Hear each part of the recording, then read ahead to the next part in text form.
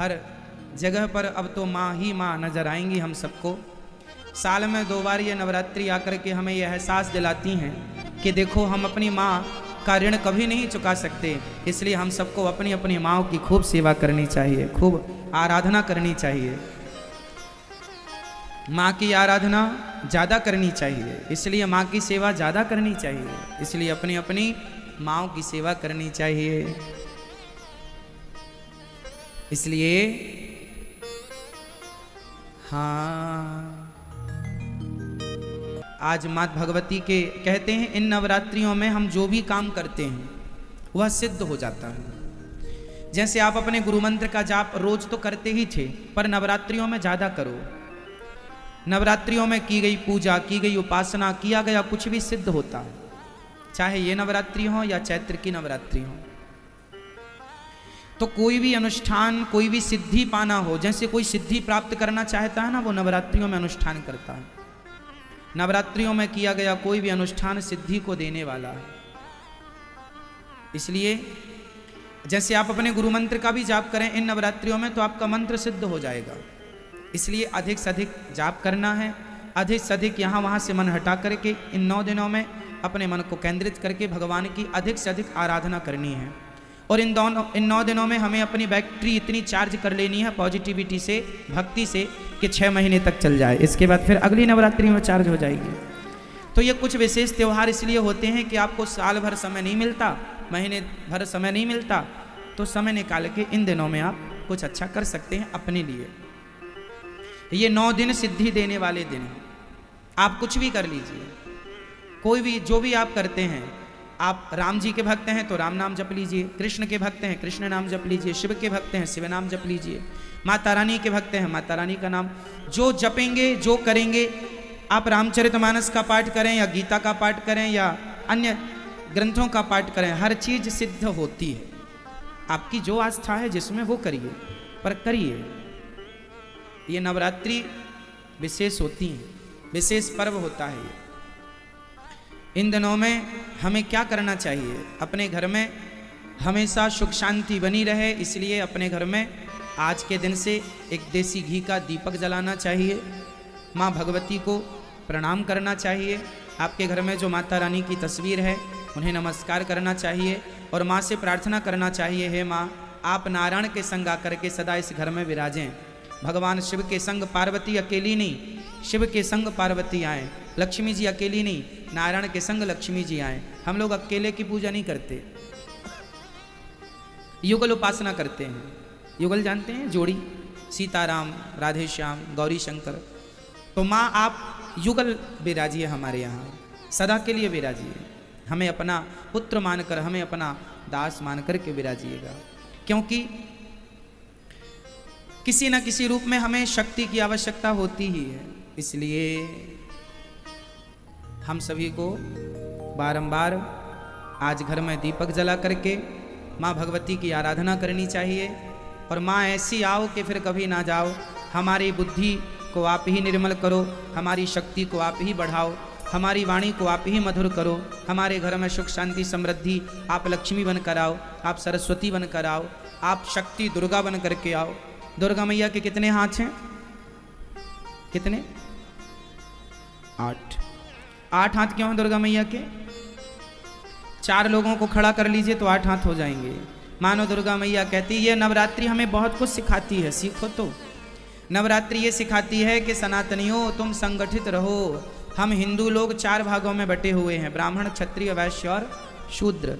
ये 4 टुकड़े हैं सनातन धर्म में, 4 भागों में डिवाइड हैं लोग। माता रानी कहती है तुम चारों एक हो जाओगे जिस दिन, तो तुम्हारे हाथ हो जाएंगे 8, और जिस दिन तुम इकट्ठे हो गए तो 8 हाथ की ताकत से इतनी ताकत तुम हासिल कर लोगे कि शेर को भी तुम अपने वश में करके शेर की सवारी कर लोगे।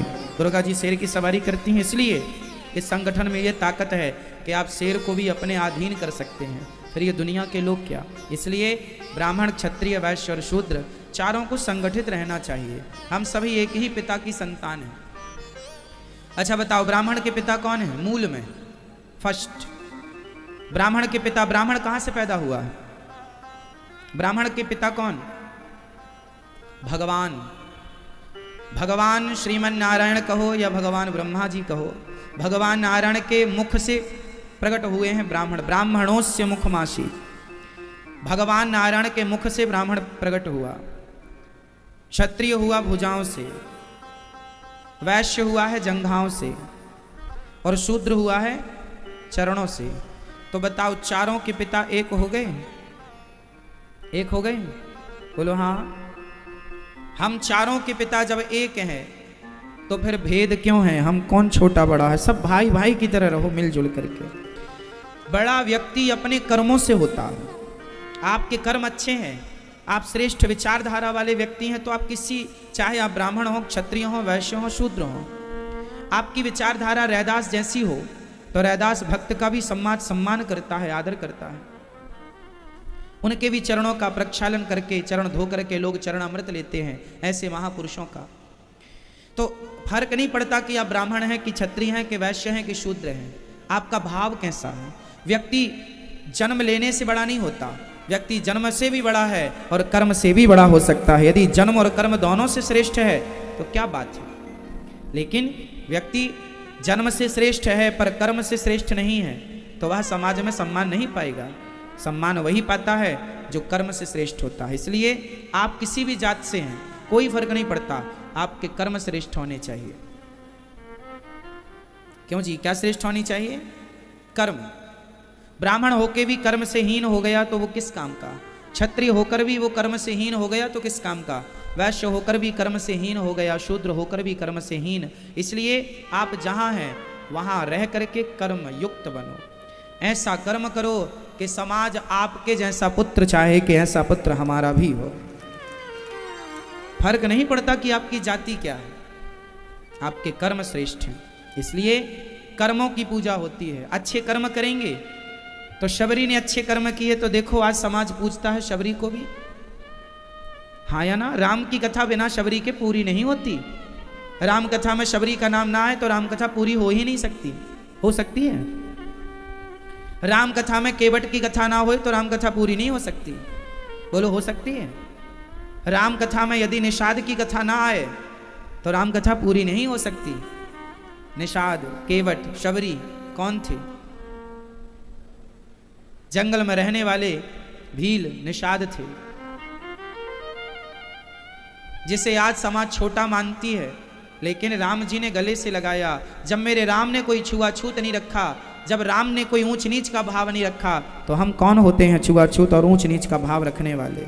इसलिए हमें सबसे भाई भाई की तरह मिलजुल के रहना चाहिए और प्यार मोहब्बत से रह करके अपने धर्म को आगे बढ़ाना चाहिए। यही हमारी दुर्गा माँ समझा रही है। तुम चारों संगठित हो जाओ। आज हमारे देश में यही तो संगठन नहीं है। ब्राह्मण अलग, क्षत्रिय अलग, वैश्य अलग, शूद्र अलग। क्यों? सही है? कोई अपने आप को श्रेष्ठ कहता है, कोई अपने आप को श्रेष्ठ कहता, कोई कोई कहता, कोई कोई। सभी श्रेष्ठ हैं। अज्ञान बस झगड़ा है। हमारे सनातन धर्म में झगड़ा किस बात का है? अज्ञान बस। झगड़े का मूल कारण है अज्ञान। ये अज्ञान मिट जाए तो कोई विवाद ही नहीं। पर कब मिटेगा ये अज्ञान? अनादि समय से अज्ञान बना हुआ है। इसलिए आप मिटाइएगा और प्यार मोहब्बत से गरीबों के पास जा जा करके, कोई छोटे बड़े का भेद ना करके सबकी सेवा करो, सब में ईश्वर का दर्शन करो। मैं तो सबके यहां जाता हूं, झुग्गी झोपड़ियों में भी जाता हूं। सबको प्यार करने के लिए बनाया है। ईश्वर ने ये हाथ जो दिए हैं ना, सबकी सेवा के लिए दिए हैं। जात पात देखकर सेवा नहीं होती, सेवा तो सबकी होती है। जो आए राह में आए, जो दीन दुखी, सबको गले से लगाते चलो, प्रेम की गंगा बहाते चलो। तो हमारे धर्म में यही सिखाया गया है कि आप सब तक जाएं और सबकी सेवा करें। ये दास अनिरुद्ध, जो मेरे से बनता है मैं सेवा करता हूं, सबकी करता हूं। चाहे ब्राह्मण हो उनकी भी करता हूं, क्षत्रिय हैं उनका भी, उनके भी सम्मान, उनकी भी सेवा जो बनती है हमसे। क्षत्रिय, वैश्य और शूद्र जो जहां जिस लायक है, ये दास अनिरुद्ध सबको समान भाव से सबको गले लगाकर सबकी सेवा करता है। आपको भी करनी चाहिए, भेद मिटा करके। कोई अछूत नहीं होता। क्यों जी? कोई अछूत होता है? लोग अछूत मानते हैं। मैं तो सभी माओं के पांव दबाता हूं। हमारे गौरी गोपाल आश्रम में तो सभी माताएं, ब्राह्मण माता भी हैं, यहाँ क्षत्रिय माता भी हैं जो क्षत्रिय हैं, वैश्य माताएं भी हैं जो वैश्य गोत्रीय हैं, और शूद्र माता भी हैं।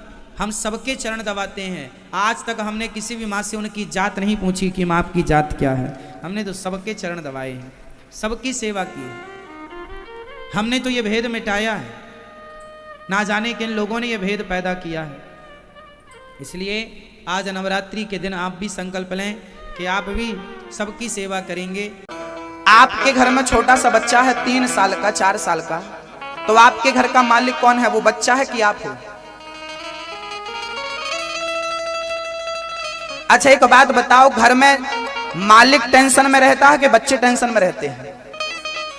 बता दो, बस आप सब बता दो। घर का मालिक टेंशन में रहता है कि घर के बच्चे टेंशन में रहते हैं? 3 साल का बच्चा, 4 साल का बच्चा, 5 साल का, 10 साल का बच्चा, कौन टेंशन में रहता है? मालिक टेंशन में रहता है, बच्चा टेंशन में नहीं रहता। हाँ, आप मालिक बनकर भगवान के सामने जाते हो, इसलिए आपकी टेंशन दूर नहीं होती। जिस दिन बच्चे बनकर भगवान के पास जाओगे उस दिन सुन लेगा आपकी। आप मंदिर 4 बार जाते हो, गुरुजी भगवान सुनता नहीं, मालिकों की नहीं सुनता, वो बच्चों की सुनता। बच्चे बनकर जाओ, मालिक बनकर नहीं। अर्जुन बच्चे बनकर के आए थे भगवान के शरण में। शिष्यस्ते हम, प्रभु मैं आपका शिष्य हूं, आप जहां ले जाओ। अपना स्वामित्व खत्म कर दो। समझ रहे हैं दादाजी? मैं कुछ हूं, यही अभिमान है। मैं इस घर का संचालन करता हूं, मैं इस घर का मुखिया हूं, यही अज्ञान है और यही अभिमान है। मैं चाहता हूं कि आप इससे दूर हो जाएं। दूर हो जाएं अर्थ, दूर हो जाएं का अर्थ ये नहीं कि आप हरिद्वार चले जाएं। दूर हो जाएं का अर्थ ये है कि आप अपने घर का मालिक भगवान को बना दें और आप स्वयं अपने घर के दास बन जाएं। मैं इस घर का सेवक हूं, मालिक ईश्वर। मालिक कौन है? यहां पर एक बैंक है, भोपाल में बहुत सारी बैंकें हैं, तो बैंक में ना एक मैनेजर होता है। हर बैंक में आपको एक मैनेजर मिलता है। हमारे सियाराम भैया पहले बैंक ही संभालते थे। एक बैंक मैनेजर होता है, तो जो बैंक मैनेजर होता है ना, वो बैंक का पूरा मैनेजमेंट करता है। सुरक्षा उसके हाथ में, साफ सफाई उसके हाथ में, लेन देन उसके हाथ में, सारा कार्य वो करता है। लेकिन कभी बैंक का मैनेजर कहता है कि ये बैंक मेरी है? ये बैंक मेरी नहीं है, मैं इसका नौकर हूं, कर्मचारी हूं, मैं इसका सेवक हूं। इसका मालिक कोई और है, ये गवर्नमेंट की है, ये सरकार की बैंक है। मैं इसका दास हूं, मैं इसका सेवक हूं। वो काम पूरा करता है बैंक का, 1-1 रुपए का हिसाब किताब देता है। 1-1 रुपए का 1-1 लाख रुपए रोज लेता है, 1-1 करोड़ रोज लेता है, 1 करोड़ रोज देता है। लेकिन उस 1 करोड़ में क्या उसकी बुद्धि होती है कि 1 करोड़ मेरा है? रोज हजारों लाखों का टर्नओवर करता है, लेकिन ये नहीं सोचता कि ये संपत्ति मेरी है, ये बैंक की संपत्ति है। मुझे तो जो महीने में जो मिलती है उससे मतलब है, मैं इसका दास हूं, मैं इसका सेवक हूं। ऐसे ही आप अपने घर के मैनेजर बन जाइए। ये समझिए कि ये घर की संपत्ति तो परमात्मा की है, पत्नी भगवान की, बेटा भगवान का, घर की प्रॉपर्टी भगवान की। मैं तो केवल मैनेजमेंट करूं, मैं संभालूं, मैं मालिक ना बनूं। मैं रक्षक हूं, मैं सेवक हूं, ठीक है। मैं साफ सफाई करता हूं, मैं पत्नी की परवरिश करता हूं, बच्चों की परवरिश करता हूं, बच्चों का लालन पालन करता हूं।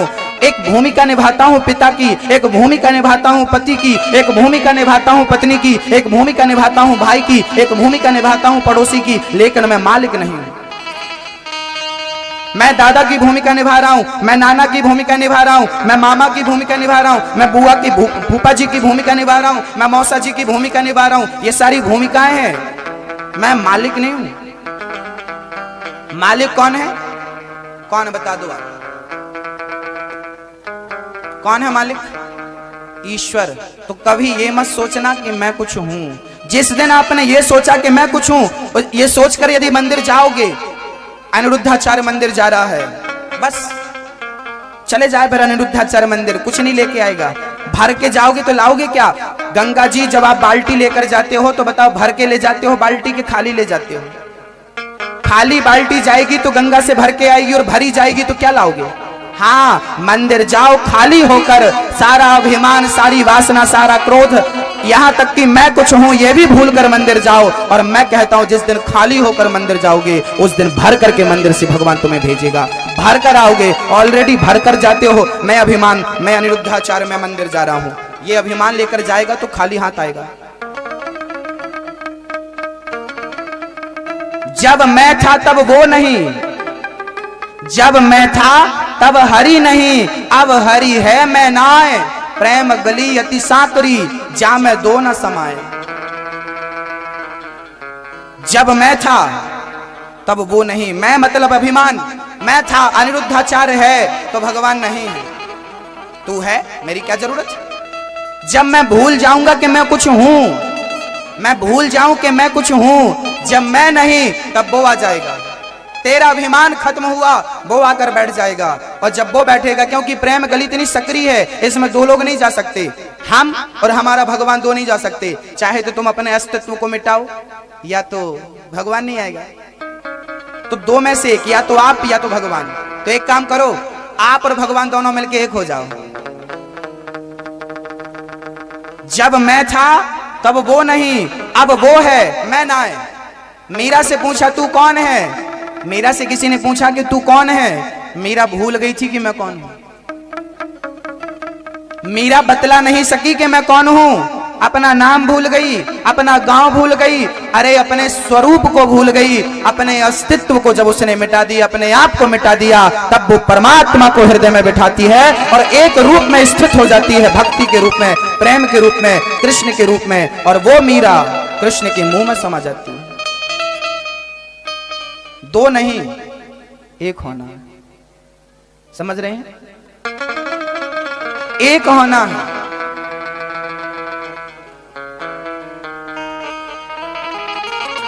भगवान के सामने समर्पित हो जाओ, जैसे गाय माता समर्पित होती है मालिक के सामने, ऐसे आप समर्पित हो जाओ भगवान के सामने। और कुछ नहीं, बस समर्पण, इसी का नाम है समर्पण।